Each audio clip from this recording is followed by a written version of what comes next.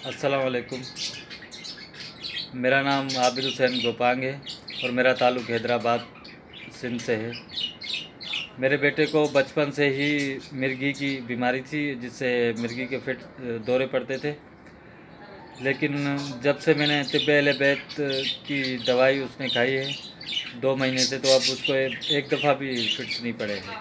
नहीं तो बचपन से उसका मैंने काफ़ी इलाज करवाया, काफ़ी डॉक्टरों को दिखाया, लेकिन वो उसको दवाई भी खाता था, उसके बावजूद उसको दौरे पड़ते थे। लेकिन अब अल्हम्दुलिल्लाह उसके बिल्कुल ठीक है।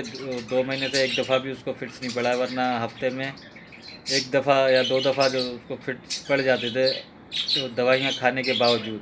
लेकिन जब से तिब्बे अहले बैत की दवाइयाँ खाई हैं उसने, अब बेहतर है। और मैं शुक्रगुज़ार हूँ जनाब अरबाब शाह मूसवी का, जान अली शाह काज़मी का और जनाब खालिक डिनो मूसवी साहब का, जिन्होंने तिब्बे अहले बैत की वादी में कदम रखा। और तमाम इनकी पूरी टीम का मैं शुक्रगुज़ार हूँ। वस्सलाम। अल्लाहुम्मा सल्ली अला मुहम्मद व आले।